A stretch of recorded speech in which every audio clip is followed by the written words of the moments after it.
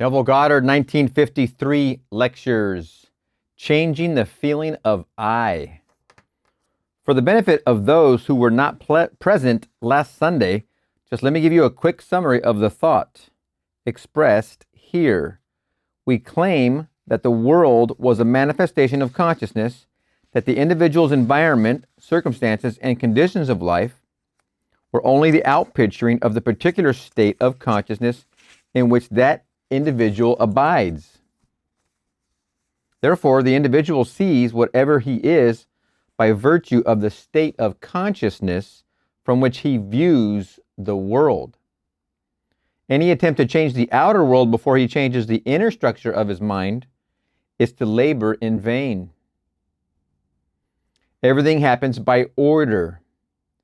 Those who help or hinder us, whether they know it or not, are the servants of that law, which constantly shapes outward circumstances in harmony with our inner nature. And it's true, this is simply just how the way it works. What we're doing together is discussing this over and over and over, ad infinitum, hopefully not ad nauseum, but we're trying to fill in every crack and crevice so you gain a conscious control of your environment through changing your conscious awareness. That's what we're doing together. We asked you last Sunday to distinguish between the individual identity and the state they occupy. The individual identity is the Son of God. It is that I speak of you. It is that I speak of you or to you or speak of myself. I really mean our imagination. This is permanent. It fuses with the state and believes itself to be the state with which it is fused. But at every moment of time, it is free to choose the state with which it will be identified. And that brings us to today's subject, changing the feeling of I. And I hope I will not get the same reaction that is recorded in the 6th chapter of the Gospel of John. For we are told that when this was given to the world, they all left him, leaving just a handful behind. For when he told them there was no one to change but self, they said, this is a hard teaching. It's a hard thing. Who can hear it? For he said, no man cometh unto me, save I call him. And then it's recorded when he repeated it 3 times, they left him, never again to walk with him. And he turned to the few who remained and asked them, would you go also? And they answered and said, to whom would we go? You have the word of eternal life. In other words, it's so much easier when I can blame another for my misfortune, but now I am told that no man cometh unto me save I call him, that I am the sole architect of my fortunes and misfortunes. It's a difficult saying, and so it's recorded. It's a hard saying. Who can hear it? Who can grasp it? And who will believe it? And so he said, and now I sanctify myself, that they also be sanctified through the truth. For if this is the truth, then there is no one to change, no one to make whole, no one to purify, but self. And so we start with the I. Most of us are totally unaware of the self that we really cherish. We have never taken one good look at the self. So we don't know this self. For the I has neither face, form, nor figure, but it does mold itself into structure by all that it consents to, all that it believes, and few of us know really what we do believe. We have no idea of the unnumbered superstitions and prejudices that go to mold this inner, formless I into a form which is then projected as a man's environment, as the conditions of life. So here, read it carefully. When you go home, no man cometh unto me, save I call him. You didn't choose me, I have chosen you. No man can take away my life, I lay it down myself. There is no power to take from me anything that is part of the inner arrangement of my mind. All that you gave me I have kept, and none is lost save the son of perdition, or the belief in God. And because nothing can be lost but the belief in loss, I will not now assume loss of anything. you have given me that is good. And so I sanctify myself that they be sanctified through the truth.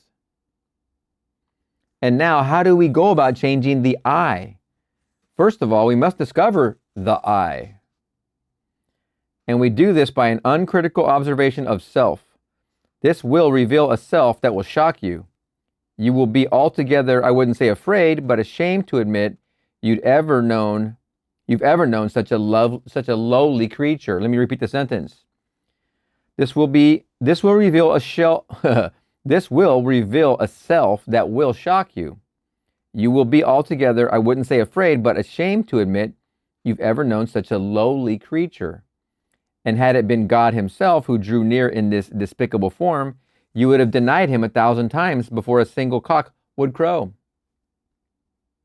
You couldn't believe that this is the self that you've carried around and protected and excused and justified. Then you start changing this self after, by an uncritical observation, you make the discovery of that self. For the acceptance of self is the essence of the moral problem of the world. It is the epitome of a true outlook on life, for it is the sole cause of everything you observe. Your description of the world is a confession of the self that you do not know. You describe another, you describe society, you describe anything, and your description of the thing you observe reveals to one who knows this law the being that you really are. And let me tell you what, man, once you get here, when you hear people talk, you're just like, oh my. You're like looking at them and all their words are revealing this image. You point one finger away from themselves and 3 fingers back at themselves. And they don't hear one iota of the truth. They don't realize it. They're not aware of his word. So you must first accept that self. When that self is accepted, then you can start to change. It's so much easier to take the virtues of the gospel and apply them as the word of life, to love the enemy, to bless those who curse us, and to feed the hungry. But when man discovers the being to be fed, the being to be clothed, the being to be sheltered, the greatest enemy of all is that self, then he's ashamed, completely ashamed, that is the being, for it was easier to share with another something that I possess, to take an extra coat and give it to another. But when I know the truth, it's not that. I start with the self, having discovered, and start with change of that self. Now, let me tell you a story. A few years ago in this city, I was giving a series of lectures down near the lake. I can't even recall the name of the lake, but it was some Parkview Manor was the place where I spoke. And in that audience was a gentleman who sought an audience before the meeting. And we went across the street into the little park there, and he said to me that he had an insoluble problem. I said, there's no such thing as an insoluble problem. But he said, you do not know my problem. It's not a state of health, I assure you. It's a look at the skin that I wear. I said, what's wrong with it? It looks lovely to me. He said, look at the pigment of my skin. I, by the accident of birth, am now discriminated against. The opportunities for progress in this world are denied me just because of the accident of birth, that I was born a colored man. Opportunities for advancement in every field, neighborhoods that I would like to live in and raise a family, I couldn't move in. Where I would like to open up a business, I couldn't move into that area. Then I told him my own personal experience that I came to this country. Well, I didn't have that problem, but I was a foreigner in the midst of all Americans. I didn't find it difficult, yet as he reminded me, but that's not my problem, Neville. Others have come here speaking with an accent, but they haven't my skin, and I was born an American. Then I told him of an experience of mine in New York City. If I were called upon to name a man that I would consider my teacher, I would call him Abdullah. I studied with that gentleman for 5 years. He had the same color skin, the same pigment as this gentleman. He would never allow anyone to refer to him as a colored man. He was very proud of being a Negro, didn't want any modifications of what God had made him. He turned to me and said, have you ever seen a picture of the Sphinx? I said, yes. He said it embodies the four fixed quarters of the universe. You have the lion, the eagle, the bull, and the man. And here is man that is the head, the crown of that creature called the Sphinx, which still defies man's knowledge to unriddle it, was crowned with a human head. And look carefully at the head, Neville, and you will see whoever modeled that head must have been a Negro. Whoever modeled it had the face of a Negro, and if that still defies man's ability to unravel it, I am very proud that I am a Negro. I have seen scientists, doctors, lawyers, bankers from every walk of life seek an audience with old Abdullah, and everyone who came thought themselves honored to be admitted to his home and receive an interview. If he was ever invited out, and he was always the honored guest. He said, Neville, you must first start with self. Find self. Don't be ashamed ever of the being you are. Discover it and start the changing of that self. Well, I told this gentleman exactly what Abdullah had taught me, that there was no cause outside of the arrangement of his own mind. If he was discriminated against, it was not because of the pigment of his skin, though he showed me signs as large as all outdoors denying him access to a certain area. The sign is there only because in the minds of some men such patterns are formed, and they draw unto themselves what now they would condemn, that there is no power outside the mind of man to do anything to man. And he, by the arrangement of his own mind, by consenting to these restrictions in his cradle, and being conditioned slowly through his youth, walking into manhood, believing himself set upon, would have to be set upon, but no man cometh unto me save I call him. So then someone comes to condemn or to praise. They couldn't come unless I call them. Not a man called Neville, but that secret being that is not called Neville. The secret being that is the sum total of all of my beliefs, all of the things that I consent to, that form a pattern of structure. That secret being draws unto itself things in harmony with itself. Well, that man went away and wrestled with himself. He couldn't believe everything I told him, not that night, but last Sunday morning in the lobby, he came forward and we renewed the friendship. He took me next door to show me the fruit of this teaching. He said, Neville, it took me almost 3 years to really overcome that fixed idea that I, by the accident of birth, would be a secondary citizen, but I overcame it. Now here's my office on Wilshire Boulevard. I picked this one not because it was the only one offered. 4 equally wonderful spots were offered me. I took this one because it had greater telephone facilities, but the others were equally good. Now here's my office. Now you couldn't judge my income from this office, lovely as it is. Everything is nice about it. But Neville, this year I will get $250,000. Well, in America, that is still a fabulous sum of money. It would be staggering in any other part of the world, but even in fabulous America, a man to net $250,000 is really up in the very highest of brackets. Don't forget, we're talking about 1953. And that was the man that a few years ago told me the whole vast world was against him by reason of the accident of birth. He knows now he is what he is by virtue of the state of consciousness with which he is identified. And the choice is his to go back to the restrictions of his childhood when he believed the story, or to continue in the freedom that he has found. We know which one he chose. So you and I can be anything in this world we desire to be if we will clearly define our aim in life and constantly occupy that aim. It must be habitual.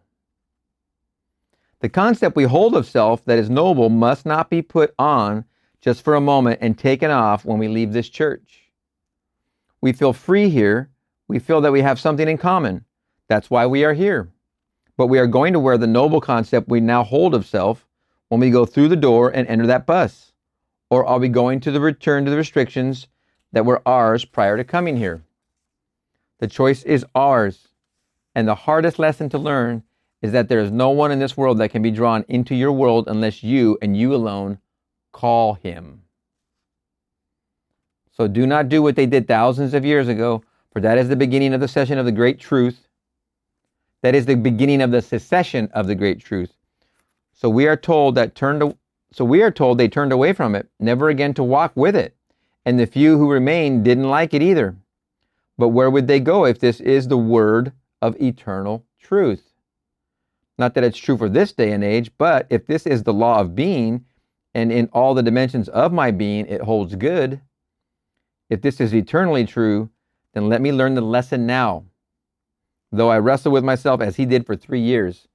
That's what I'm saying to you.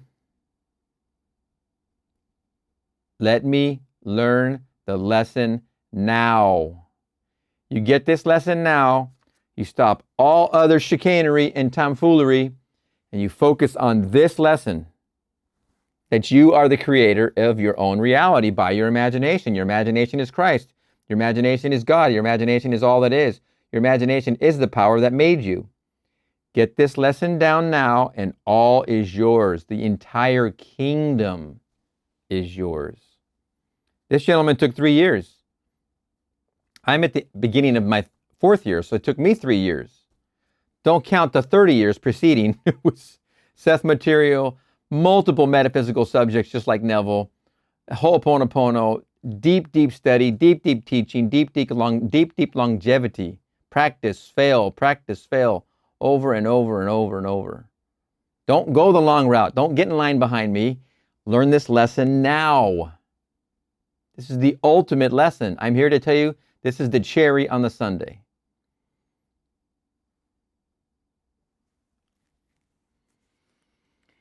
If this is the law of being, and in all the dimensions of my being it holds good, if this is eternally true, then let me learn the lesson now, though I wrestle with myself as he did for 3 years. So the changing of the feeling of I is a selective thing, because unnumbered states are infinite states. But the I is not the state. The I believes itself to be the state when it enters and fuses with it. So he was presented with a state, and without the faculty of discrimination in his youth, he fused with the state and believed these restrictions were true.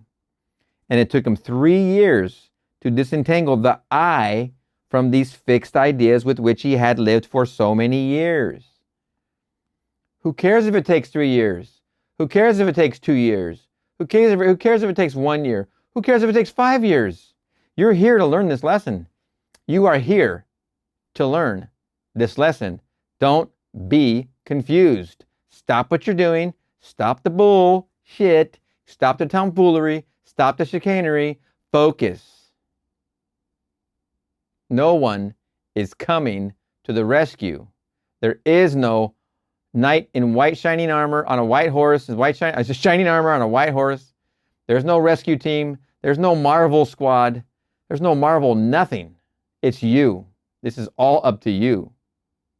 If you want to call yourself the superhero, it is befitting. You should be called that, because it is true. If you stop and learn this lesson now, then get on with the killing. The killing is figuratively a statement for the fun to be had. There's nothing but massive amounts of fun to be had. Stop and learn the lesson now. Go after yours.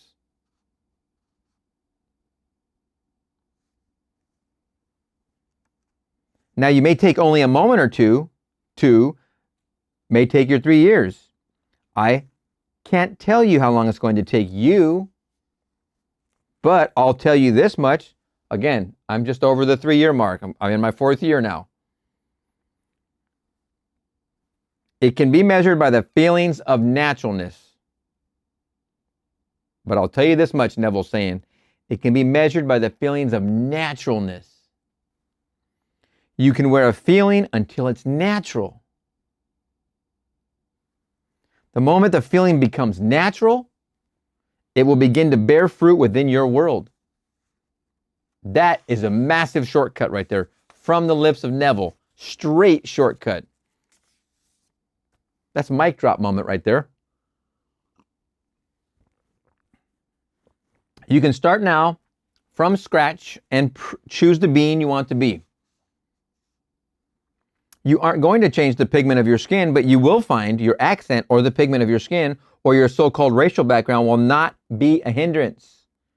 For if a man is ever hindered, it can only be the state of consciousness in which he abides that hinders him. Man is freed or constrained by reason of the state of mind in which he persists. If you persist in it, well, then I will say, persist in it. But I warn you, no one cares. And that is an awful blow when a man discovers that no one, not no one, but himself really cares. That's why I keep repeating, nobody is coming to the rescue. No one's been called. It's not happening. It's up to you to choose your objective and get on with the killing. Choose your objective and move towards it. Simple. So we find ourselves weeping with ourselves in the hope of getting others to weep with us. And what an awful shock when the day arrives we discover no one really ever cared. They will give us some little listening ear for a moment just as they were passing by, but they really didn't care. When we make that discovery, we shake ourselves out of it and boldly appropriate the gift our Father gave us before that the world was. So let me show you the gift. You read your Lord's Prayer possibly daily, but you read it as a prayer from a translation of a translation, which does not reveal the sense of the evangelist.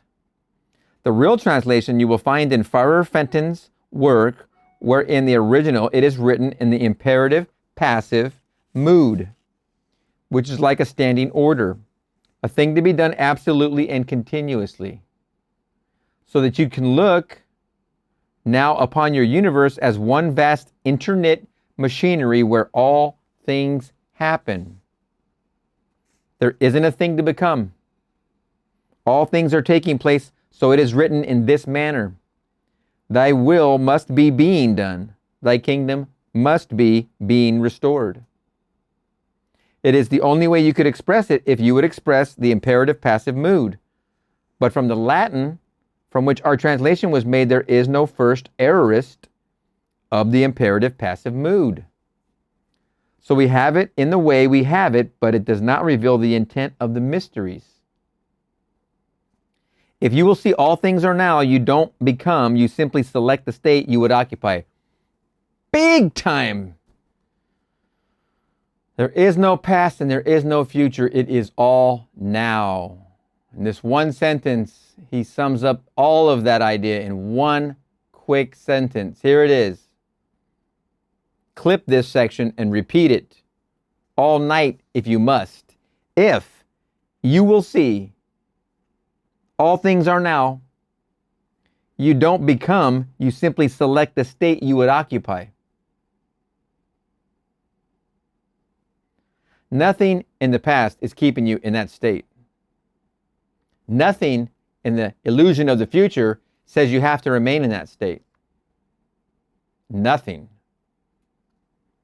You simply select the state that you would occupy.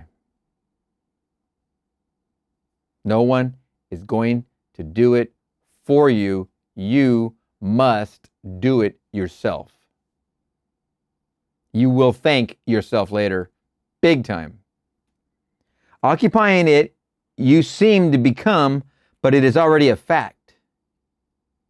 Every aspect of that state in its most minute detail, it's worked out and taking place. You, by occupying the state, seem to go through the action of unfolding that state, but the state is completely finished and taking place. So now you can choose the being you want to be, and by choosing a being other than what you are now expressing, you start the change of the feeling of I.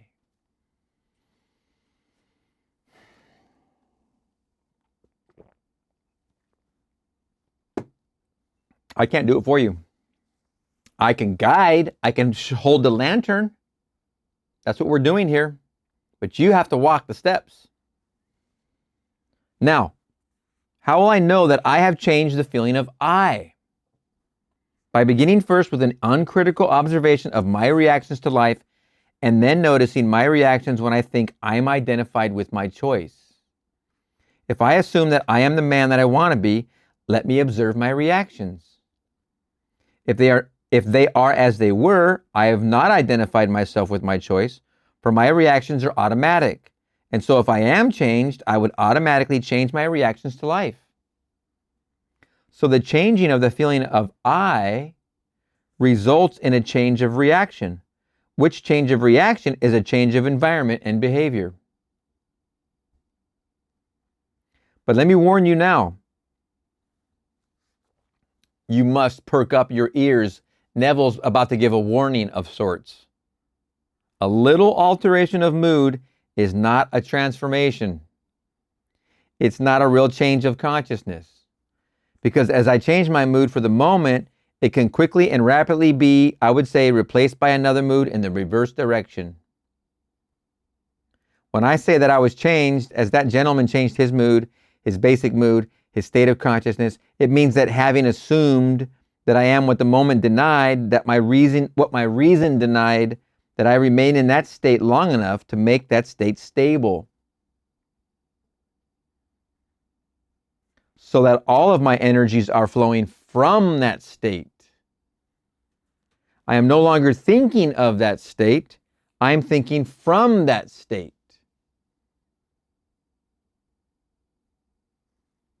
So that wherever a state grows so stable as to definitely expel all of its rivals, then that central habitual state of consciousness, from which I think defines my character and is really a true transformation or change of consciousness. Whenever I reach that state of stability, watch my world mold itself then in harmony with this inner change. And men will come into my world. People will come to aid, and they will think they are initiating the urge to help. They are only playing their part. They must do what they do because I have done what I did. Remember, the fruits of that state will show. Whatever state you occupy, you will beget the fruits of the state. Having moved from one state into the other, I've altered my relationship relative to the world roundabout. And that changed relationship compels a change in behavior relative to my world. So they have to act differently toward me. So in changing the I, you start with desire, which you will unfold and elaborate on tomorrow night, which we will unfold and elaborate on tomorrow night. For it starts with desire. Desire is the spring of action. For you must want to be other than what you are. We fail because we do not fall in love enough with an idea. We aren't, I would say, moved enough to want to be other than what we are. If I could get you to be completely in love with some state to the point where it haunted the mind, I could almost prophesy that you would, in the not distant future, externalize that state within your world. And the reason we fail, we aren't hungry enough to change. For either we do not know the law, or we haven't the urge or the hunger to really bring about the change.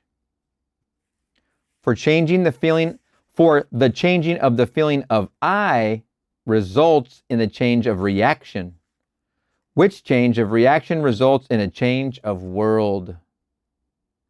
If you like your world and you are complacent about it, you haven't started on the road of the mysteries, for the very first beatitude appeals to one who is not complacent. Blessed are the poor in spirit. You must be poor in spirit, not complacent, not satisfied. The man who thinks that by reason of birth, the religion that he inherited at birth is good enough for me, that he is not dissatisfied, he is not, I would say, moved. That being is complacent, and therefore he is not poor in spirit. He is very rich in spirit. Theirs is not the kingdom of God, For if I can stir you, make you dissatisfied with self, then you will recognize that self and set about to change it. For the only field of activity for man is within himself and on himself. You do not work on the other. The day you change self, that day you change your world. Now, I see my time is going to its quick end. And so in the remaining minute I have left here, let me not urge you, because if you come to the meeting tomorrow night, not really hungry, you wouldn't benefit. But I do hope that many of you are there. Even if you are stirred to the point of trying to, I would say, disprove what I told you. I would accept that challenge, for in the attempt to disprove it, I know if you were sincere in your attempt, you would prove it. So I hope many of you will come and take this feast with us. We are here in the city at the Ebel for 15 nights, Monday through Friday. As Mr. Smith told you, for 3 consecutive weeks. If you can't take all, and I do hope many of you will take all, then pick out the titles that appeal to you. Wow. 1953, Ebel Theater. That was the year this house was constructed that I'm sitting in right now. In some levels, the house seems so far in the distant past. But in some moments, as he's describing these 3 weeks, these 15 nights, I can see them as if they're right down the road. And I know the Ebel Theater is right down the road. I would just love to be there for these particular 15 nights in 1953. I'm going to go ahead and create that dream. If you can't take all, and I do hope many of you will take all, then pick out the titles that appeal to you. Tomorrow night, to me, is basic. It is the importance of defining an aim in this world, having a goal, for without an aim, you are aimless. And you were warned in the book, or I would say in the Epistle of James, that the double-minded man is unstable in all his ways. Let not such a man believe that he shall receive anything of the Lord, for he is like a wave that is driven and tossed by the wind. End quote. That man never reaches his goal. So you must have an aim. And tomorrow night we will show you the importance of defining desire. There are certain schools who teach you to kill out desire. We teach you to intensify desire and show you the reason for such teaching. Show you what the Bible teaches about desire. And now we will come to the help of many of you. And now we will come to the help that many of you have asked for today. Those who were not here on Sunday, let me remind you, it's a very simple technique. As I told you on Sunday, anytime that you exercise your imagination and do it lovingly on behalf of another, you are mediating God to man. So we sit quietly and we simply become imitators of our Father. And He called the world into being by being the thing He would call. And so we sit and we listen as though we heard someone congratulating us on having found what we seek. So we go to the end of the matter and we listen just as though we heard, and we look as though we saw, and we try in this manner to feel ourselves right into the situation of our answered prayer. And there we wait in the silence just for about 2 minutes. And so we will lower the lights to aid you. And let me remind you, if you want to clear your throat, please do so. If you want to shift your position in the chair, do so. Feel as though you are alone at home, because if you don't, and you try not to disturb the neighbor, you will not be able to exercise your imagination on behalf of anyone. So now I will take the chair and simply listen attentively, just as though you heard. I'll make you this promise. The day you are still in mind, the day you are very still in mind, and really become attentive, you will hear as coming from without what really you are whispering from within yourself. Let us go into the silence. If you're able to, just close your eyes and just hear your friend congratulating you in total surprise, very, very happy for you, congratulating you on becoming the person you wish to become. They're so happy for you. And they're saying to you, I am so, so happy for you, excuse me. I love it so much. You look so beautiful. You look so radiant. I am so happy for you. Congratulations. Congratulations. Isn't it wonderful? Isn't it wonderful? Thank you. Hug. Hug. High five. Smiles all around. You can pause it. You can continue the silence. Take 2 minutes of straight silence. After you pause it, go there. Hear them. Just do it. Just do it. No one else is coming to do it for you. This is up to you. This is kind of like that Ferris Bueller moment. Are you still here? Come on. Do it. Neville Goddard, 1953 lectures. The fundamentals. From 1953, we have a handful of lectures. We're going to go through them anyway. They're wonderful. This one, the fundamentals. It is a difficult task to summarize in a few hundred words what I consider the most basic ideas on which those who seek a true understanding of metaphysics should now concentrate. I shall do what I can in the shape of 3 fundamentals. These fundamentals are self-observation, definition of aim, and detachment. Good stuff right there. The purpose of true metaphysics is to bring about a rebirth or radical psychological change in the individual. Such a change cannot take place until the individual first discovers the self that he would change. This discovery can be made only through an uncritical observation of his reactions to life. The sum total of these reactions defines the individual's state of consciousness. And it is this state of consciousness that attracts the situations and circumstances of his life. So, the starting point of true metaphysics on its practical side is self-observation. In order to discover one's reactions to life, reactions that form one's secret self, the cause of the phenomena of life. With Emerson, I accept the fact that man surrounds himself with the true image of himself. What we are, that only we can see. There is a definite connection between what is outer and what is inner in man, and it is always our inner states that attract our outer life. Therefore, the individual must always start with himself. It is oneself that must be changed. Man in his blindness is quite satisfied with himself, but heartily dislikes the circumstances and situations of his life.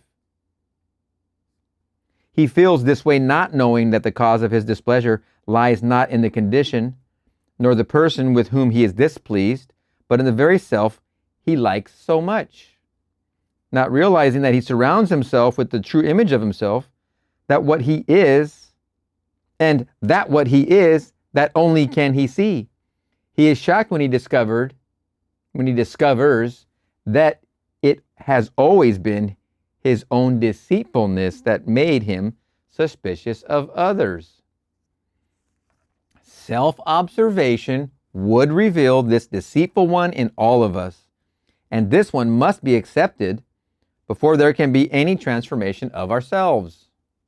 At this moment, try to notice your inner state. To what thoughts are you consenting? With what feelings are you identified? You must be ever careful where you are within yourself. Most of us think that we are kind and loving and generous and tolerant, forgiving and noble, but an uncritical observation of our reactions to life will reveal a self that is not at all kind and loving, generous and tolerant, forgiving and noble. It is this self that we must first accept and then set about to change. Rebirth depends on inner work on oneself. No one can be reborn without changing this self. Anytime that an entirely new set of reactions enters into a person's life, a change of consciousness has taken place. A spiritual rebirth has occurred. It is very fascinating, and you're just going to love it. I mean, at first you're going to be like, what is happening? What is happening to everything that I hold so dear and cherish so much? Well, you want to throw them away now. All of it. You want to burn the ships. You get that first feeling of detachment and you want to burn everything. If you don't want to burn everything, you need to arrive at the place where you want to burn everything. All right? Just take that from me. Burn the ships, my advice. I'm going to repeat this. Rebirth depends on inner work on oneself. No one can be reborn without changing this self. Anytime that an entirely new set of reactions enters into a person's life, a change of consciousness has taken place. A spiritual rebirth has occurred. Yes. Having discovered through an uncritical observation of your reactions to life, a self that must be changed, you must now formulate an aim. That is, you must define the one you would like to be instead of the one you really are in secret. With this aim clearly defined, you must, throughout your conscious waking day, notice your every reaction in regard to this aim. The reason for this is that everyone lives in a definite state of consciousness, which, as we have already described, is the sum total of one's reactions to life.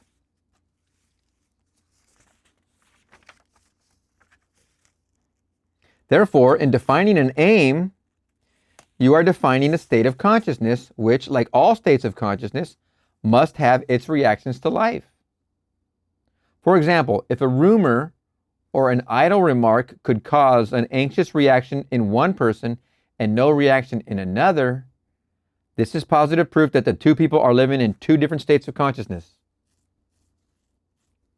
If you define your aim as a noble, generous, secure, kindly individual, knowing that all things are states of consciousness, you can easily tell whether you are faithful to your aim in life by watching your reactions to the daily events of life. If you are faithful to your ideal, your reactions will conform to your aim, for you will be identified with your aim and therefore will be thinking from your aim. If your reactions are not in harmony with your ideal, it is a sure sign that you are separated from your ideal and are only thinking of it. Assume that you are the loving one you want to be and notice your reactions throughout the day in regard to that assumption. Your reactions will tell you the state from which you are operating. This is where the third fundamental detachment enters in. Having discovered that everything is a state of consciousness made visible, and having defined that particular state which we want to make visible, we now set about the task of entering such a state. For we must move psychologically from where we are to where we desire to be. The purpose of practicing detachment is to separate us from our present reactions to life and attach us to our aim in life.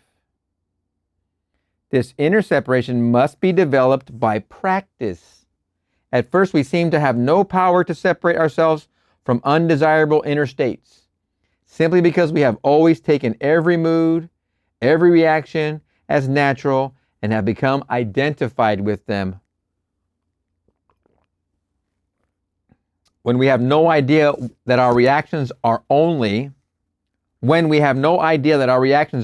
states of consciousness from which it is possible to separate ourselves, we go round and round in the same circle of problems, not seeing them as inner states, but as outer situations.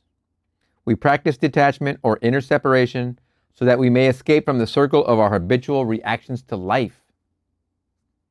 That is why we must formulate an aim and constantly notice ourselves in regard to that aim. This teaching begins with self-observation. Then asks, what do you want? What do you want? Sounds simple enough. And finally teaches detachment from all negative states and attachment to your aim. This last state, attachment to your aim, is accomplished by frequently assuming the feeling of your wish fulfilled. Frequently. We must practice separating ourselves from our negative moods and thoughts in the midst of all the troubles and disasters of daily life. Excuse me. No one can be different from what he is now unless he begins to separate himself from his present reactions and to identify himself with his aim. Detachment from negative states and assumption of the wish fulfilled must be practiced in the midst of all the blessings and cursings of life. The way of true metaphysics lies in the midst of all that is going on in life. We must constantly practice self-observation, thinking from our aim, and detachment from negative moods and thoughts if we would be doers of truth instead of mere hearers. Practice these three fundamentals and you will rise to higher and higher levels of consciousness. Remember always, it is your state of consciousness that attracts your life. Start climbing. What a wonderful, very short session with Neville. I don't know where he gave the lecture. I know it's 1953. Obviously at the Ebell Theater, I'm guessing, but a very short one. Might have been an introduction. I don't know. Profound in its brilliance. It is all of 2 pages and maybe a quarter. Listen to it as many times as necessary to get that definition of your aim after you self-observe and then you detach, which frees you to only attach to your aim and repeat it and repeat it, rinse it, repeat it, rinse it, repeat it over and over and over. All right, we're going to see you in the next one. Neville Goddard, 1953 lectures, sound investments. Today's subject is sound investments.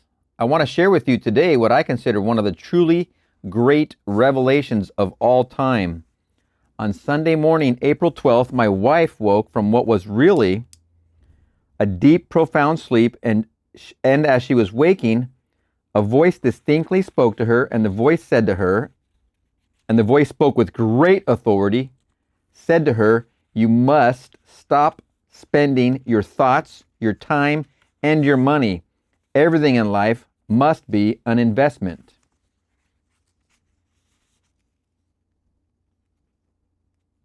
So she quickly wrote it down and went straight to the dictionary to look up the 2 important words in the sentence, spending and investing. The dictionary defines spending as to waste, to squander, to lay out without return. To invest is to lay out for a purpose for which a profit is expected. Then I began to analyze the sentence. You must stop spending your thoughts, your time, and your money, for everything in life must be an investment. As I dwelt upon it, I saw where everything is now. That through the portals of the present, all time must pass. And this psychological now, the state in which I find myself now, does not recede into the past. it advances into my future. So what I do now, every time I say now, they're all capitals. So what I do now is the all-important thing. And so what I do now is the all-important thing, and thought is the coin of heaven. It is the money of heaven. And so the thought I entertain now, the thought to which I consent, as told us in Ephesians, all things when they are admitted are made manifest by the light, and all things when they are manifested are light. And the word light is defined as consciousness. Don't forget, right when you wake up in the morning, first thing, let there be light. It's right when your consciousness just comes into the awareness of being. That's first light, is consciousness. Then you load in your self-concept, who you think you are. That's the second layer, when you first give light to this being, this garment you're wearing for the day. The first light is awareness of being. The second light is the garment you're wearing. And the word light is defined as consciousness. So the state to which I now consent must be made manifest. And when it is manifest, it is only that state of consciousness made visible, coming to bear witness of the state in which I abided. So every moment of time, I am either spending or I am investing. Unfortunately, most of us spend the coin of heaven, and morning, noon, and night we live in negative states for which there is no return. When we could easily have not spent, but invested that moment, so at the end of the day, that day, we really would have a wonderful portfolio. You can see why it is so important to not consent to the garbage. Even if it's coming from within your own mind, you must change it. You must change it. Only you have control of your thoughts and your feelings. That's our goal together, is to get you to be in total control of your thoughts and your feelings. That's the goal of this channel, with you. The religious-minded person invests, possibly on Sunday morning. Through the service, he is lifted for a moment. If he is not overly critical, he might be carried away with the hymn. He might be carried away with the solo, the organ music, the address from the pulpit, and for a moment, he is investing, but the rest of the week, he spends. Now you know from experience, if you put all your money into one great concern, it may be wonderful. It may be sound, but at the end of a year, the directors may decide to reorganize and therefore decide to pass the dividend. And if you depended on a dividend check for your daily needs, though it is a good, firm, wonderful concern, when they pass the dividend, then you must either sell some stock or raise or borrow on it. While every moment of time you could have a marvelous portfolio, and if one passes a dividend check, it does not matter. If you devoted every moment of time to positive thinking, constructive thinking, by not accepting any rumor that does not contribute to the fulfillment of your desire, no matter what it is, it could be the most obvious fact in the world. If it does not contribute to the fulfillment of your dreams, do not accept it. If you are spending, if not by denying, but by complete indifference, complete non-acceptance, you turn to what you wish you could have heard instead of what you heard you are investing. It's not the hearing that matters. It's the admitting the truth of it that matters. All things when they are admitted, not all things when they are heard. But if you give consent to it, if you accept it as true, then you either spend by acceptance or you invest depending on the nature of state accepted. Do you need to go to your social media and see the spending? And if you, who sets eyes on any post per se, you are admitting So this revelation which came through my wife to me is one of the greatest that I have heard. Had it been told in our Bible, it would have been told in a strange meter. And the Lord God spoke unto her this day and said to her, his servant, and they would have told what revelation would have come in that manner, but it came to a normal, natural wife.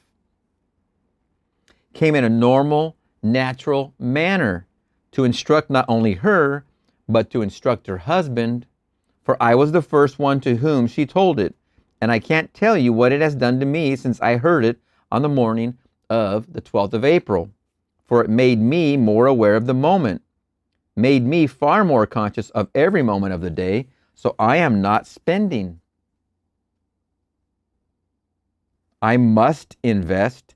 Time is too precious, and because these moments do not recede,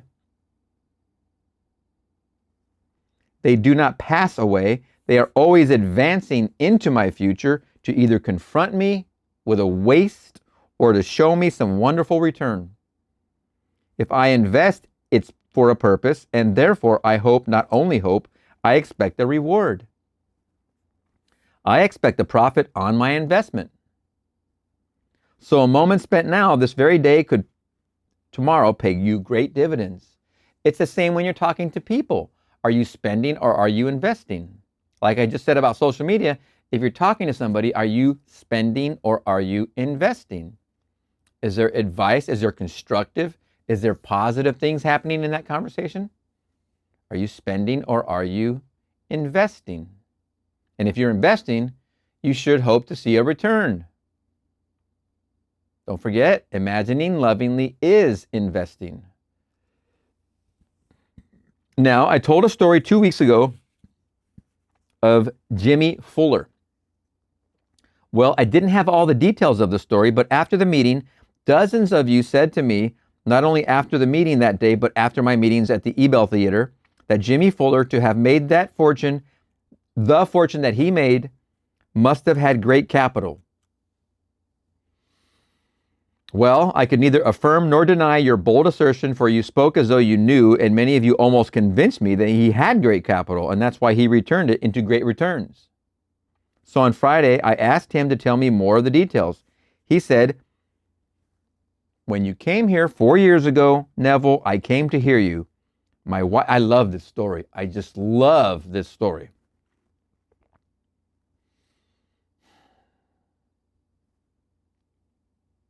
He said, when you came here 4 years ago, Neville, I came to hear you. My wife asked me, why do you come to hear Neville?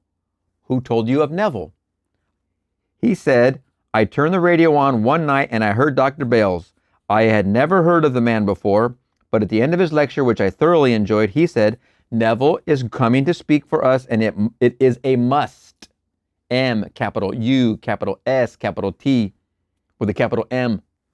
Well, the next night, I so liked Dr. Bales that I turned him on the next night, and for the next 2 weeks, he kept on promoting you, and he was so generous in his praise. I thought, I've got to hear this man. So when I came, I enjoyed what I heard on Sunday morning, and then you announced you were speaking the following night at this place. But it was $2. This is where it gets good. Well, he said, between myself and the next, I actually had $54. I had a wife and a little boy. We couldn't leave the little child alone. He was a babe. It meant a sitter in. But my wife and I came to everything you gave, and one night we could not pay the sitter in. We just didn't have it. But we took our last, which was $54, and came to your every meeting.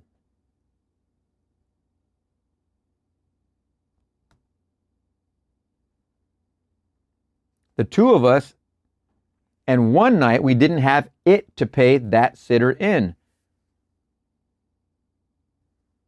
3 years later, Neville, I had not proven your theory. You know my problem, as I told you before. Talking about the color, the pigment of his skin. Perchance there is someone here who did not hear it. The man is a Negro, and his problem was that he was a Negro. All the marks and stripes of the world were against him. I tried to convince him it was only in his own mind that these stripes were placed. His acceptance of that as restriction made it restriction. But if he could only drop it by non-acceptance, by complete indifference to the pigment of skin, he could accomplish his every dream by acceptance of it now. Well, in the last year, Jimmy Fuller, by complete acceptance, investing his moment, his now, has turned the year into a net profit of $250,000. He did not have one penny when he started. He did not raise large capital. He didn't have it. He only invested God's coin. God gave it to him. He gave him the moment, which is time. Don't even be confused. If you're able to hear this message right now, it doesn't matter what the clock says your age is. You are in time. You are in the moment. It is time to invest. So instead of spending his thought, which everyone has, and spending his time, which everyone has, he had no money, but he knew that thought was money. So he invested his thought in the now, knowing that it was not going to recede and vanish from sight. That was an investment. It would advance into his future. Well, it did. It is so advanced that he tells me now everything he touches turns to gold. Now he has 3 children. They come here every Sunday to Sunday school. He doesn't want his children to start with his stripes, so he wants them to feel what his church gives. So every Sunday, Jimmy tells me many a Sunday, he feels like taking off for the beach or up to the mountains with his wife, but he will not go because he wants his children to have an opportunity he didn't have. He says, my people were very religious, but they must have worshiped a very poor God, for they were steeped in poverty. So I just wouldn't go near the churches of my mother and my brothers and these people because I couldn't conceive of such a God doing that to us, yet they never missed a service. For when I found in this, what I found here in this Science of Mind church, I brought my children to Sunday school. Now this is what happened to them. Here, God is love. And love surrounds them, and they know nothing but love. That God is love. For one day, my little girl, who is my youngest of the 3, was quite sick, a beastly cold, and that night when the little boys said their prayers, these are the words they used. Thank you, God, that sister is perfect tomorrow. They could not look at the little girl, sick as she was, and say, thank you, God, that sister is well now, but they said, thank you, God, that sister is perfect tomorrow. Neville, it was a miracle. The next day, that child was perfect. There wasn't a sign of a cold, a complete absence of all that we saw the night before. And these 2 little brothers simply gave thanks. Now, he wanted a watch. I wouldn't give him the watch. I could have bought 1,000 watches for him. I want my little son to learn a law which I didn't know until recently. If you're listening to this and you have children, take heed. So he filled his mind with the possession of a watch, and he spoke of the watch as a live watch. One that ticks, one that is alive, not a toy watch. So then he fills his mind with the possession of the watch. On his way to school, he found a live watch. Now he knows the working of law, that the complete acceptance of the state in consciousness must result in an externalization of the state accepted. So if he accepts the watch, he need not turn to his earthly father as the medium through which the watch will come. I don't want to think for 1 second he has to point to his mother or his father as the only channels through which his good will come. I want him to recognize an infinite Father, the Father of us all, who gave to him as he gave to me everything that I will accept. I want my children to learn it as I have learned. Yes, I could shower him with gifts, but then he would look to me as the only channel through which it will come. That I must not accept. So you should see the little boys and little girls actually live by this law. God to them is love. And the only reality in love surrounds them. So they never miss the Sunday school here. Then he goes on to tell me all the other wonderful things that have happened by the mere acceptance of this law. He said, the getting of my car, this convertible Cadillac. I treated it loosely. I sat quietly in my living room and drove my Cadillac, and I simply treated for this loosely. He said, I didn't put real effort into it. I accepted it, and then when I decided to get it, I simply put in 3 telephone calls, and that day I was driving this car. Neville, now everything happens just like that. Today, instead of going to my office and working in the office, I work behind the scenes. I sit all day and I hear the report that is good from my employees. My entire office staff must tell me good news. The only thing I will allow myself to hear. Simon Peter. I ride my car. I am in the office. I'm at home. I'm in the office, but I'm only hearing good news. And seldom do I go to the office physically to do office work. So I'm behind the scenes only hearing good news. So I have completely forgotten the so-called pigment of skin. And Neville, honestly, I can tell you today, I feel that I am blessed beyond all men because I was born a Negro. I am so proud to be born a Negro. I am so proud I'm one. Awesome. And here is a story that will interest all of you. He said, I have some property to dispose of. I had certain things in investments for those who had money. And so I advertised it, and a man called me on the wire. He saw the ad and asked me if I was the gentleman. So I told him I was the one who had the property. The first thing he said to me, I don't want property. Jimmy said. I didn't answer. As if I hadn't heard the word. If he wants to be prejudiced, he may be prejudiced. That's his right. He wants to be silly about it. That's his right. He can spend. He need not invest. So I said, it is all perfectly all right, sir. I have all kinds of property. I have all kinds of things for your investment. A week later, he called me up and said, would you come and see me? He said, I went to see him. When I got out of my car, his knees almost buckled, for he didn't know a Negro was coming to see him, and a Negro walked up his stairs into his living room. He said within a matter of minutes, he purchased $37,000 worth of mine that I had to offer. He said the first $25,000 that he bought, he simply bought that to buy back his face, and then the remaining $12,000, he bought that because it was very good investment. Well, since that time, this gentleman has spent tens of thousands of dollars with me and constantly calls me to thank me because they are such wonderful investments.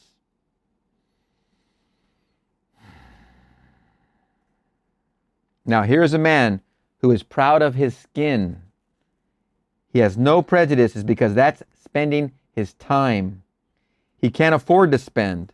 So in harmony with the revelation given to my wife, let us all now stop spending our thoughts, our time, and our money. For everything in our life must be an investment. We know the truth. This platform radiates the truth. You are told that everything proceeds out of your own consciousness, but what you and you alone accept as true, that will externalize itself and mold itself in your environment. All the conditions that you will ever encounter will simply bear witness of the state you have accepted. Well, if you don't like what you are encountering, then stop spending and learn the art of investment, for every moment of time is an opportunity to invest, not to spend. Yet on the other hand, you and I are free. We are free to waste every coin in the world. For that we have a right. We are free beings, we can spend, we cannot invest. We are free beings, we can spend, we need not invest. But if you know you can invest, why not choose the wiser way? Now we are told in the 13th chapter of the book of Deuteronomy, the commandment I command you this day is not hidden, and it is not far off. It's near unto thee, it is in thy mouth and in thy heart. Now I set before you this day life and good, death and evil, blessings and cursings. Choose life, choose blessing. But the choice is ours, for we are free. He sets before us this day, this very moment, a commandment. He sets everything before us. It's not far away. It's in our tongue right now. And before me now is a blessing or a curse. I can accept the fact you don't like me. It doesn't matter. And may love me. But if I accept the fact that you don't like me, don't like the teaching, I'm spending my time. Tomorrow you'll prove to me that I have spent my time by your behavior relative to me. On the other hand, if I accept the fact that you do like it because you are proving it, then I would have no doubt in my mind that you could not do anything other than contribute to this teaching. So it is up to me to either bless myself or curse myself. I can choose life or I can choose death. I can choose the good, but I am free. I can choose the evil. It's entirely up to me. But if you and I loved this, accept it and believe it, then we are wise indeed. If knowing the whole is before us, we go out determined to become investors, not spenders, not wasting and squandering our substance, but laying it out for a purpose. Every moment become conscious of the moment. What are you doing? I am accepting now the fact that I am a noble, dignified, wonderful being, that my Father is proud of the Son who is like him. Let's repeat that. Let's brand that. I am accepting now the fact that I am a noble, dignified, wonderful being, that my Father is proud of the Son who is like him. Nice. So I will not hear or accept as true anything other than that which contributes to that noble concept I will hold of myself. For I will see that I am secure, and maybe a headline would startle the world, but I will not accept it. News. For if I don't admit to it, it can't proceed out of me. For all things, when they are admitted, are made manifest.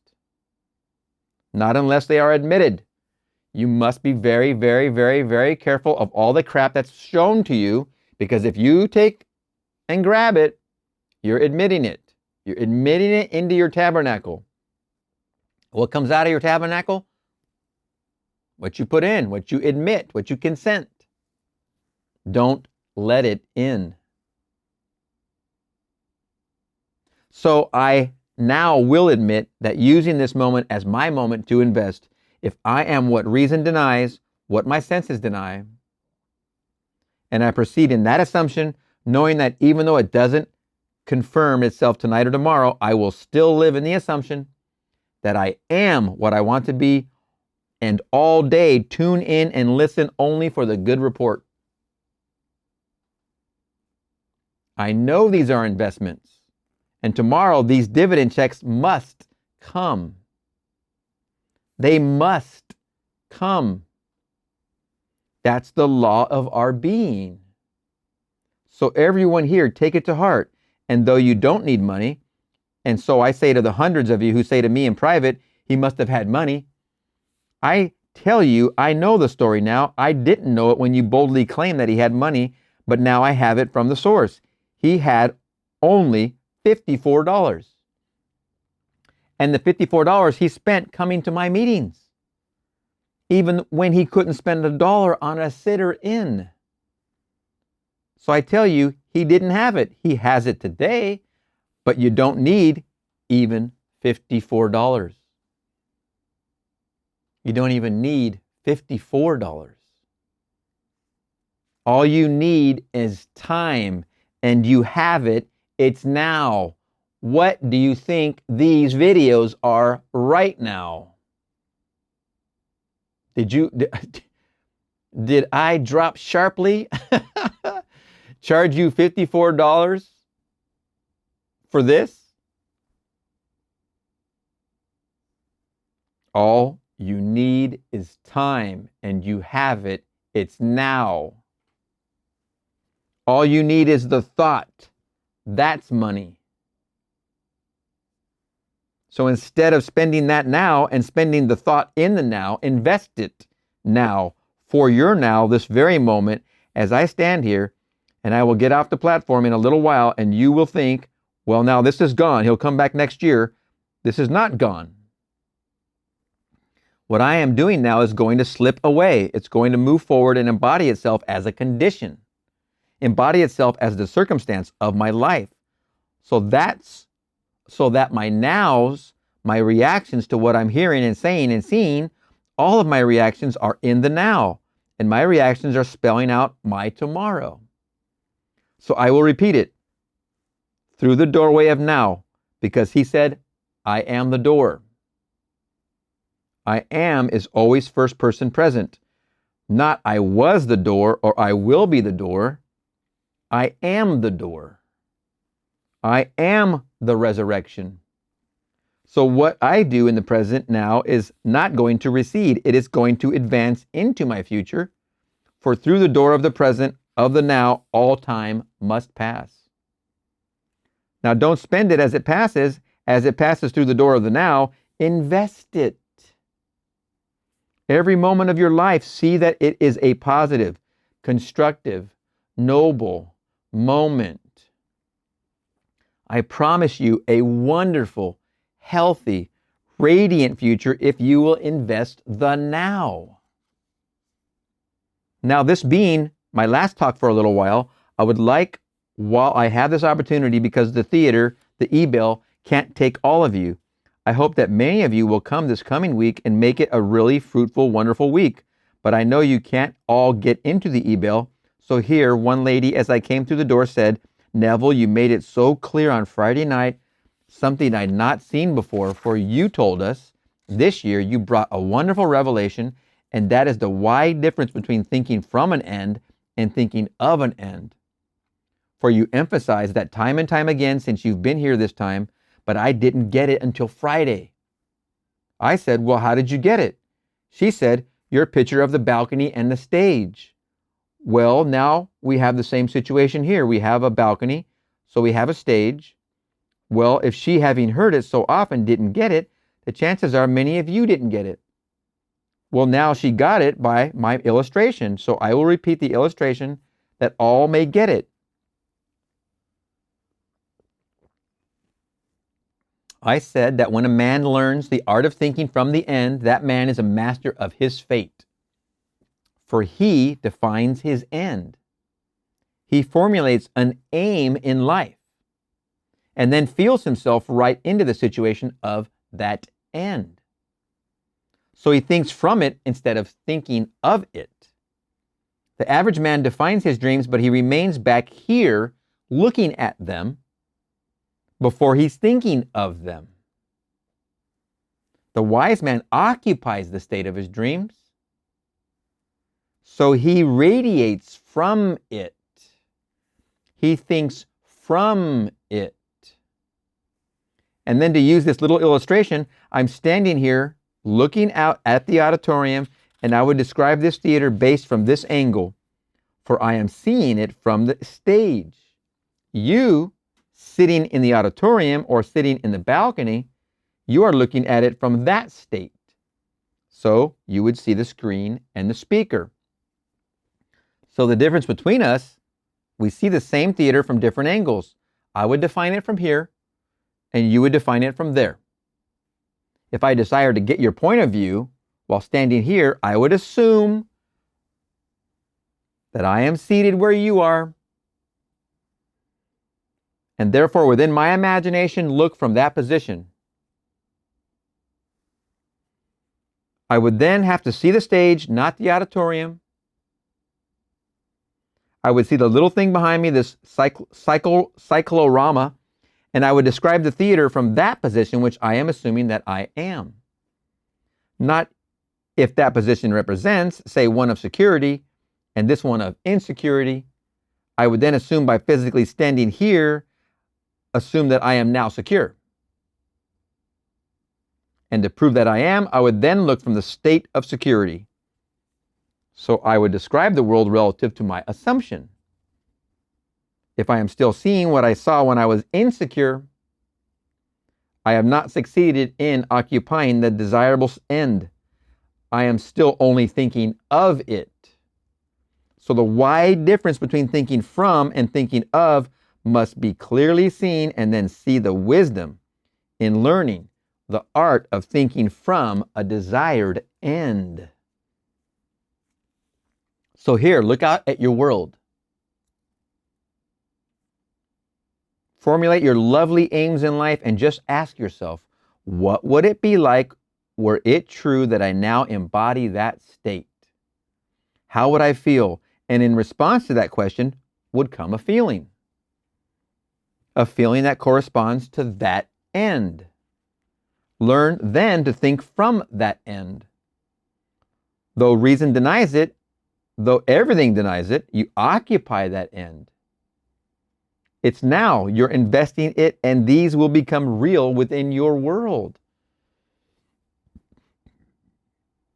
Now, another thought that I try to make clear, and it's this, which again, Jimmy Fuller told me was one of the cues of his success.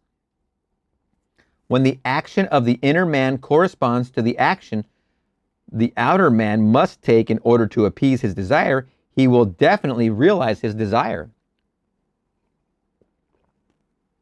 Jimmy Fuller's wisdom. Remember now, 1953, the man's making $250,000 the first year he's applying. Took him 3 years to figure it out and squash all the bugs in there. The head trash had to be tossed out. Took him 3 years. His fourth year, he was earning in profit $250,000.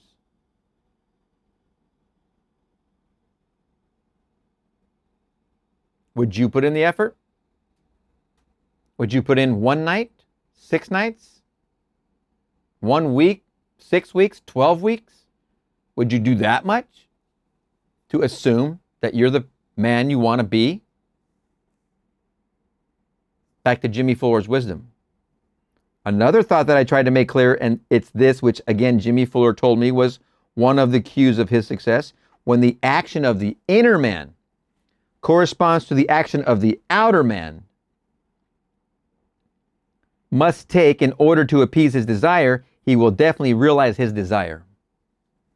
When the action of the inner man corresponds to the action the outer man must take in order to appease his desire, he will definitely realize his desire. When the action of the inner man corresponds to the action of the outer man must take in order to appease his desire, he will definitely realize his desire. There are two of us. There is an inner man and an outer man. The outer man is always made to say, I of myself can do nothing. The Father within me, this inner one, he doeth the work. What I see him do, that I, the outer, do also. So there is an inner you.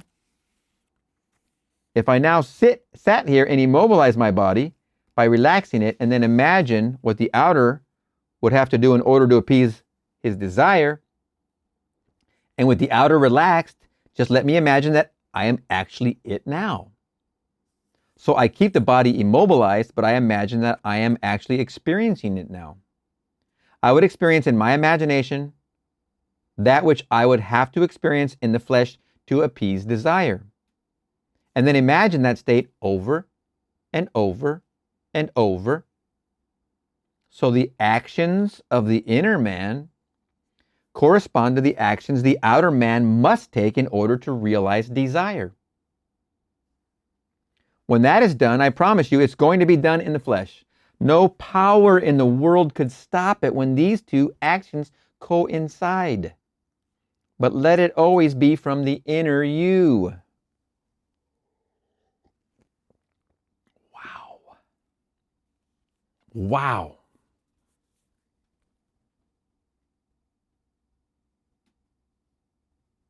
I imagine they went into a silence right here because of the following sentence. that says, and now at the end of the silence, this is what we do. But let us go into the silence if that's what he did just now anyway. And imagine this inner self and outer self joining forces, being in sync. Because you follow your desire all the time. So your outer you and inner you are always in sync. And now at the end of the silence, this is what we do, knowing that any time that we exercise our imagination lovingly on behalf of another, we are actually and literally mediating God to man. So we can sit quietly in the darkness and simply listen as though we heard the good report that we want to hear. We look into the darkness and imagine we are seeing what we want to see. This is then investing this 2 minutes. We have taken the moments that we go to make up 2 minutes and really are investing it now. So when I take the chair and the lights are lowered, let us listen and let us look as though we are hearing and seeing what we want to hear and see. And we are actually fulfilling the command of that wonderful voice that spoke to my wife when it said to her, you must stop spending your time, your thoughts, and your money, for everything in life must be an investment. Let these 2 minutes be your greatest investment.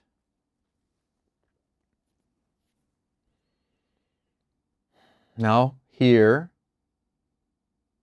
your friend, your spouse, your mom, your dad, your brother, sister, uncle, aunt, niece, nephew, cousin, tell you the good news. They've never had more. They've never been more happier.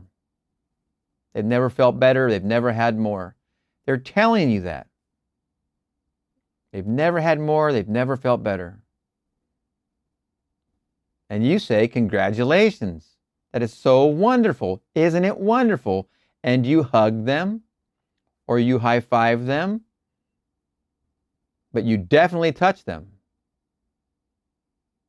Isn't it wonderful? Thank you. Isn't it wonderful? Isn't it wonderful? Thank you. You can pause and go 2 minutes. 2 minutes, I believe Neville found as a very, very good amount of time. We can start to stretch these videos out to 2 minutes if you like, but I think you can just pause it, considering it's a video, and it's not live. But if you want to, let me know, and we can just do guided meditation for 2 minutes, basically, which is what we just did for a very short one. Neville Goddard, Sound Investments, 1953, and I think that was April 12th, his wife got the message from her awareness of being, from all that is, from I am, from God himself directly. Wow. That was a great one. All right, we're going to see you in the next one. Neville Goddard, 1953 lectures, Your Supreme Dominion. As you have been told, this morning's subject is your supreme dominion. As a man does not possess it, or he does not know that he possesses it, for he certainly is not exercising it. As we read in the very first chapter of the book of Genesis, and God made man in his own image. In the image of God made he him. He made them male and female, and God blessed them. And God said unto them, be fruitful and multiply and replenish the earth and subdue it and have dominion over all the fish of the sea and all the fowls of the air and everything moving that moves upon the earth. And God saw all that he had done. All that he had done, all that he had made, and they were very good.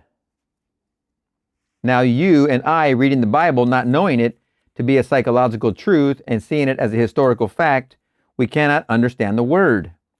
But when man knows the Bible is the greatest collection of psychological truths that was never intended to be seen as history or cosmology, then he gets a glimpse into this great, wonderful book. For man himself is the great psychological earth that must be subdued. In man move all the passions, all the great emotions symbolized as creeping things and animals. In the deep of man actually live the invisible states symbolized as fish. In the deep of man actually live all the unnumbered infinite ideas symbolized as the fowls of the air. It is this man that must be self-subdued. For subdue it, then comes the promise, and have dominion over this vast, wonderful country that is man. If man does not know that he himself is the earth spoken of, he thinks he must go out into the world and conquer it. The world reflects the work done on man, and so when he looks upon this wonderful world round about him, he thinks himself so little. The Bible also tells us he calls himself a grasshopper.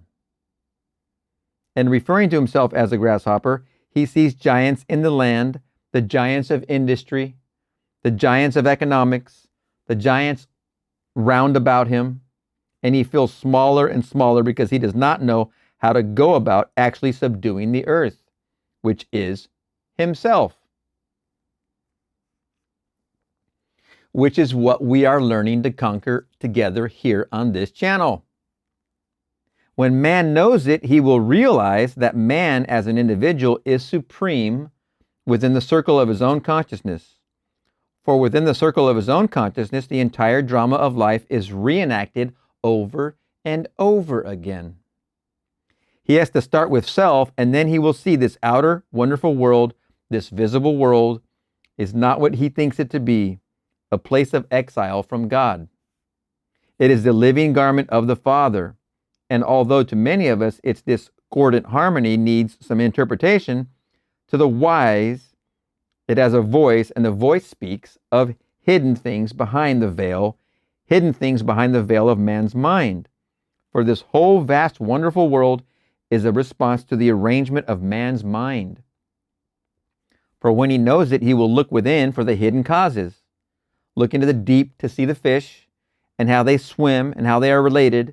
For this arrangement of the deep is going to project itself as circumstances and conditions of life. And so today, if you haven't started, today is the time to start to really put into practice this teaching and make of this violence a garden of God. It is called Eden. And man was placed within it to keep it and to care for it. For the garden of God is man. It is the mind of man. You never find a garden unless a man is present. For without a man, there would be a forest of wilderness. But when a man is placed in it, he begins to cut the trees or the seeds of wrong thinking. He clears the ground and he cultivates the ground and then plants wisely. Then you will have dominion, for you will select the seed you will plant,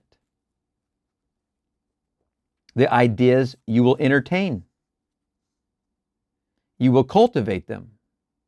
Knowing the outer world constantly bears witness of the inner arrangement of mind, you will only select the things you want to project into the living garment of your Father. For the whole vast world round about you is a living garment worn by your Father. So how did he reap? He said he made man in his own image. Well, the methods of mental and spiritual knowledge are entirely different.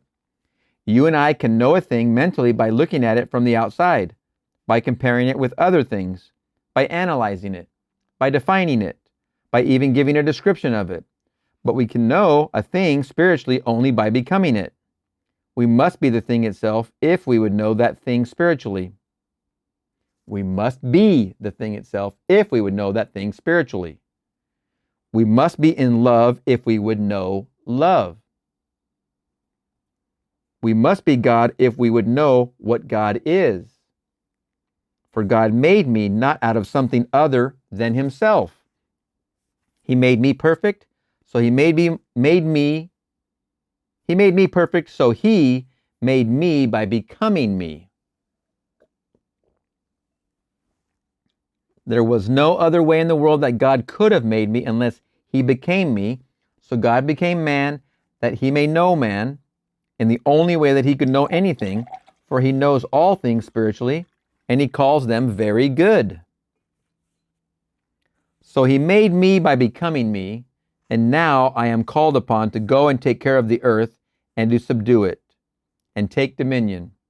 And I am the earth. I must learn to plant as he planted. And he planted the world by becoming the world. I must now plant as man by becoming the man I want to be. So I will itemize all the things, name them, give a name to everything I want to express as a man, and then know it spiritually by becoming. And I become it as he became me. I identify myself with it and live in that identity, and I clothe it in flesh. I clothe it in fact. Not one thing in the world that is mine can be taken from me save by detachment from the state where that thing I love has its natural life. If I live in a world of beauty, if I live in a world of friendship, of comfort, and all the lovely things that men enjoy, no power in the world can take one of them from me, save I, who live among them, detach myself from the state where these lovely things have their natural life. When you and I know it, we begin to cultivate the earth. We actually weed the mind of all negative states, all unlovely emotions, and we bring into subjection not the outer, but the inner. And then the outer reflects that cultivation on self. Now, how is it done? You are told in the first book of the Bible how it's done. For the promise is to the man who does it, and the promise is a complete expansion beyond his wildest dreams of the state he plants. The one who first did it was called Jacob. Well, I am Jacob. You are Jacob if you start to plant. Every man is the potential Jacob, and Jacob did it by righteousness. As you are told, he did it through righteousness, and he multiplied exceedingly, so that he increased 1,000-fold his flocks, his cattle. He increased and grew beyond the measure of man in having all the maidservants and menservants and the camels. And this is what he said, my righteousness shall speak for me in time to come. Righteousness is right consciousness. The only right consciousness is the consciousness of already being the man you want to be. For that attaches you with an invisible state. You can't see it yet, but you can become attached to the state that you dare to assume you are. You go by fishing in the deep. Close your eyes, shut the door. I am, some breathing, and listen. Listen. You are beginning now to subdue the deep. You enter a state through the medium of feeling, through feeling that you are already what you want to be. And that is how you grow exceedingly great in your world. For you will be the Jacob expanding in your world. The next one we come upon is Job. Here in the midst of all the trials and tribulations of a man, Job says, I will hold fast to my righteousness, and then my heart shall never judge me harshly as long as I live. He will hold fast to righteousness in the midst of storm. In the midst of all the problems of the world, he will assume that he is free and hold fast to that right consciousness, knowing that in eternity could his heart ever judge him harshly. Knowing that not in eternity could his heart ever judge him harshly. Then we are told, the meek of the earth seek righteousness, and it is to the meek of the earth that the earth is given. As you are told, the meek shall inherit the earth. You might have been taught to believe it meant the beaten man, the man who falls and grovels like a grasshopper. It doesn't. The words meek, if translated, actually means to be tamed as a wild animal is tamed. To the man who tames the mind, the man who tames his being, that he can set it any task and have it execute that task, that man is meek. And the meek inherit the earth. And the meek always seek righteousness. So if I today began to subdue this earth, I must make righteousness my watchword And so if I were righteous, I would now single out the nature of the trees I would plant, the nature of the flowers I would plant, the nature of the animals I would cultivate, the nature of the fish I would catch, and I would name them as desirable states called in the Bible beauty instead of ashes, called in the Bible the spirit of joy instead of mourning, called by all these lovely things. As you are told, all the things that are good, dwell on those things. To every good thing, for he called it very good. Everything that I would call the good, which is a righteous judgment, will be the right judgment. I, in spite of the evidence of my senses that would deny it, in spite of reason that would tell me that it was impossible of realization, having discovered that I am the one planting my garden, that this is the only garden to cultivate, that is the only earth to subdue, I would start now and boldly assume the good, first for myself, always start with Jerusalem, then go into the world and preach the goodness by knowing the goodness.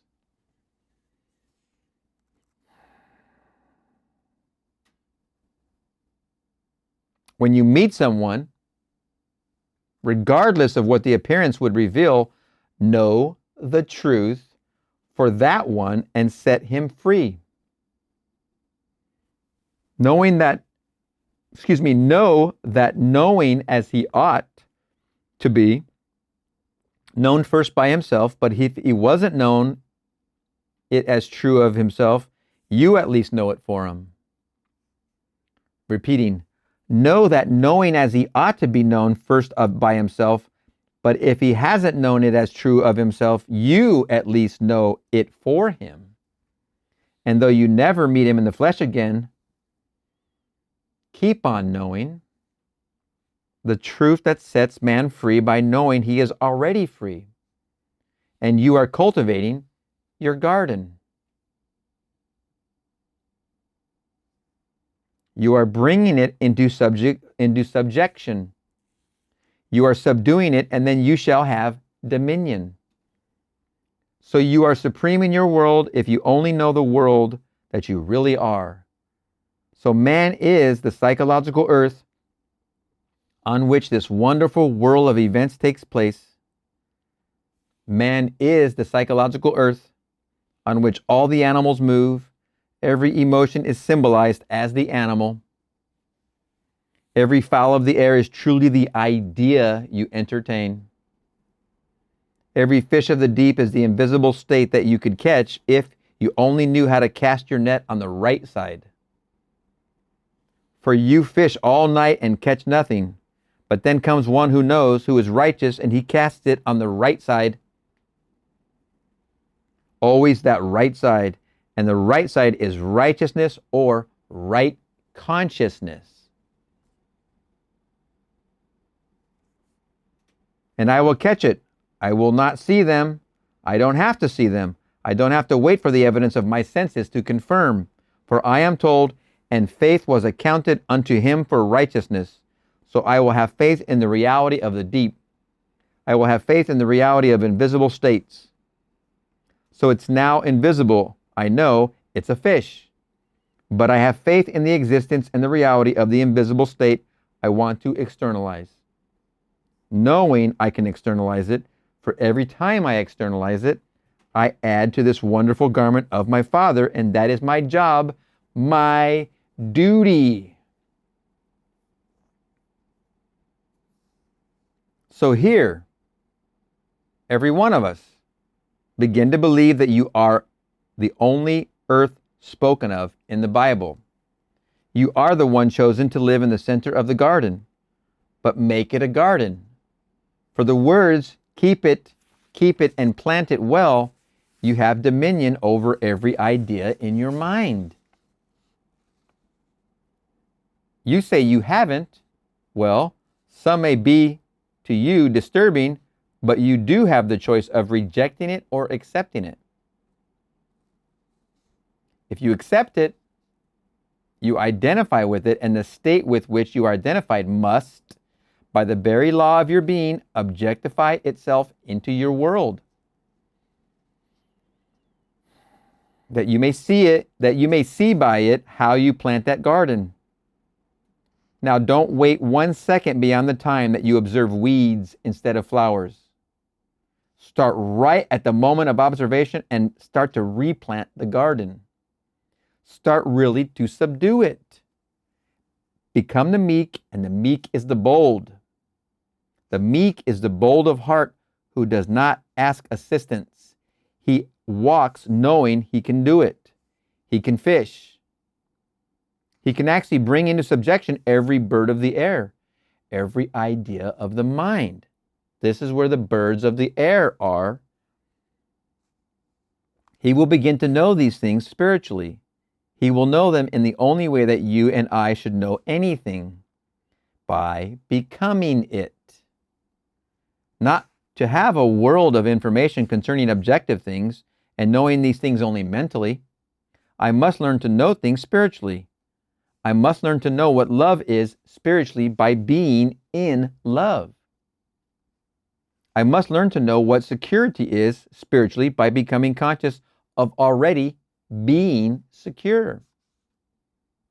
I must learn to know what health is by becoming conscious of already being healthy and sustain these states in the name of righteousness, knowing that my righteousness shall answer for me in time to come. Make me no promise, for when the father-in-law said to Jacob, "What promise should I make you? Just tell me that the offspring born in a certain manner shall be mine, and no other promise, and no wages, and no salary. All the spotted ones are mine. There isn't a spotted one among the parents, but every offspring that is spotted. Though the parents are not, that is mine. That's my wage, and my righteousness shall know it for me in time to come."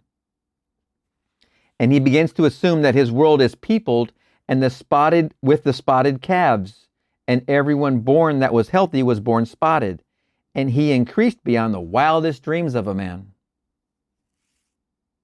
Well, become that man and start from the simple beginning as he started. There wasn't one thing in the world to encourage him that one calf could ever be born from parents that were not spotted and be a spotted calf. Yet he knew, and he assumed, that they had given birth to such things in numbers. They would come, and they came 1,000-fold. So in your case, maybe it's business. Maybe the doctors have given you a final verdict, and it's fatal. Well, I say, in spite of this, and the doctor is in his own way is doing his best, he would not have said it to hurt you or frighten you. He firmly believed it. But you have another law, and your law is that you can assume, in spite of that verdict, that you are well. And then, though tomorrow and the next day the trees don't appear, and then, though tomorrow and the next day the tree doesn't appear, know that in time your righteousness shall speak for you. And like Job in the midst of all the storms, when he should have gone to the grave, he held fast to the consciousness of already being what he wanted to be, that his heart may not in time speak harshly against him. Well, it didn't. You know the story.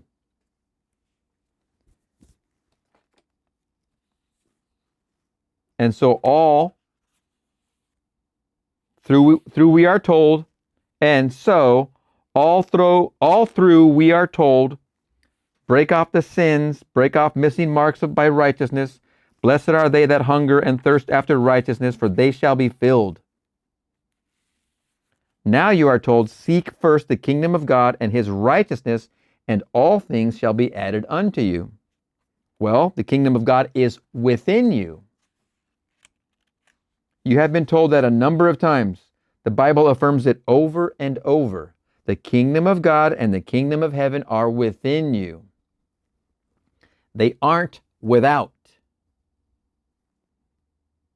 You see them seemingly without. That is the response to the withinness where they are. Remember.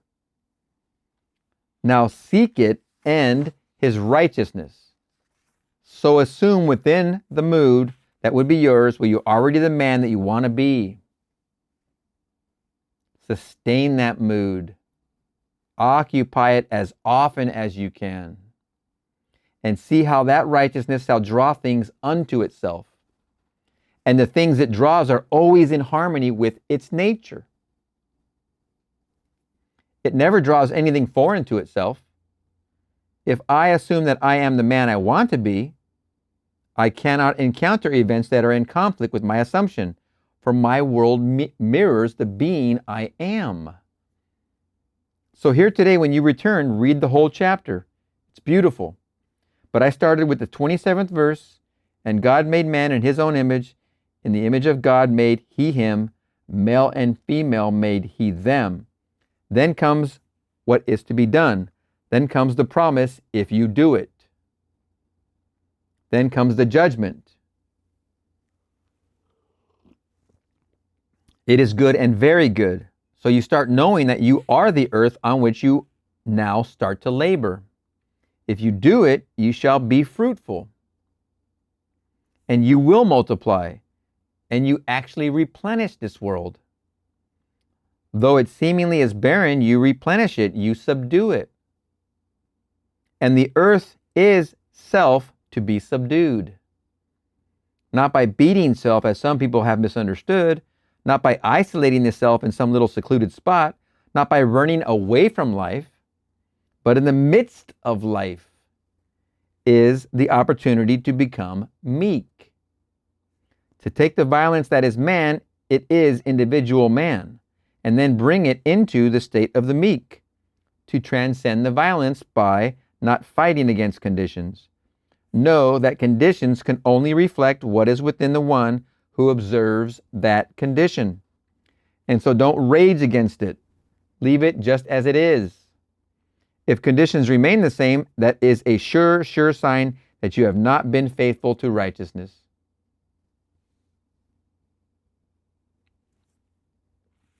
Had you been faithful to the consciousness of already being the man you want to be, conditions would have to change in harmony with that righteousness.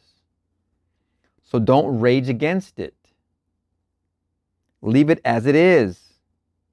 And start today to take this wonderful earth, you, which is the footstool of the Lord, which really is the mind of man, and start really to work upon it. Then you will not turn from left to right. You will keep the narrow path. You will go out knowing you can do it. I know from experience, it will not take long to see shoots appear. It will not take long to see the flowers appear. They will all appear. If you will take yourself in hand and by an uncritical observation of self, watch the being you are, see the condition of the earth as it is now by the uncritical observation of your reactions to life, when you see what you are that is showing you the state of the earth as it is now, don't condemn it, just start to subdue it. And know that you do have dominion over all the fish of the sea, fowls of the air, and all the animals that move upon the earth. Knowing them to be the moods of thought, the desires, the passions that move in you, start to entertain only the good and the very good. Dwell upon them and you will repeople your earth, for you are supreme within the circle of your own consciousness. Now you may say it's a very little one. May I tell you that though you have a body and a life of your own, you are rooted in me. And you end in me. As I am rooted in God and end in God. So every man can say the same thing, no matter if you look into a world of 2.5 trillion of them, and every year they slip through the gates into the invisible state relative to this world. That's 2.5 billion, excuse me. What does it matter? But as they come and go, every man in the world is actually rooted in you and ends in you.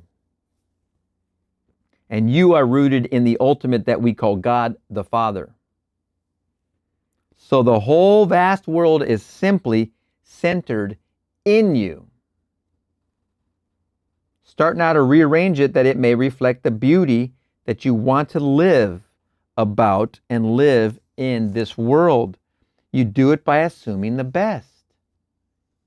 imagining lovingly, constantly. Always imagine the best of self. Always imagine first with Jerusalem and then go out and radiate what you have given to self. If you live in that wonderful state yourself, you will only have the good to shower upon others. For you have one gift that is truly yours to give, and that is yourself. You have no other gift. If you are good, you can give only the good. If you are not, well, whatever you are, that you give. So the story is, may you find today when you observe yourself, by observing your reactions, that it's not a very pleasant land, but it's still a fertile land. It can be cleared of all these trees of traditional wrong thinking and can be replanted in harmony with the beauty that you desire. And in the immediate present, it will bear fruit in harmony with the seeds you plant. So let us go determined to bring about a better arrangement of our mind, that we may produce more noble garments for our Father to wear. For this wonderful, visible, objective universe is only the living garment of my Father. It's not a place of exile, as so many believe, talking about home, and they're going home as though they are not now in the very midst of their Father. When you see me, you see my Father. Whenever you see me, you see the state of my mind, for you will see the world in which I live and the state of my mind, that inner arrangement. That's my Father. When you see me projected, then you call it the sun, and my world round about me tells me where I am. All these inner states are places in this fabulous psychological consciousness. Inner state is equal to place, and where I stand within myself determines what I see when I look outside the self. So when I look out upon the world, that area of my Father's garment, whether it be torn by reason of the inner place where I stand, or whether it be lovely, I see only the inner arrangement of myself. I am forever surrounding myself with the true image of myself, and what I am in consciousness that only I can see.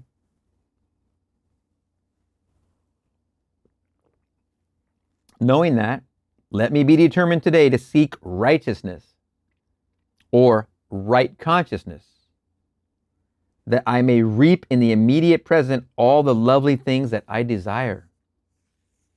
Now, in summary, single out some noble aim in life, having defined it clearly to yourself as a desirable state, the state you would like to externalize. Ask yourself this very simple question: what would the feeling be like were it true if I already embodied that noble state? In response to your question will come a feeling. Assume that feeling. It has a reality outside of the present moment. Its being is in complete independence of present objective fact. It has a real structure. It has a reality in the deep of it. It came in response to your call when you said, what would the feeling be like were it true? And you named it. What were you thinking of? And you named it what you were thinking of. If it was security, if it was health, if it was any state, that fish came from the deep. It's located, and you took the I and placed it in that feeling. You were actually standing upon it, though it is invisible. Now remain on it. If you remain in that state, you are told in the Bible 3 days, you will be spewed out on dry land. 3 doesn't mean 3 days. 3 means fullness. 3 means complete. So if I will live within that fish for 3 days until the whole thing seems natural and seems real, and it has the sensory vividness of reality, I will then be spewed out as something objective and something that is commonly called in the Bible land or dry land.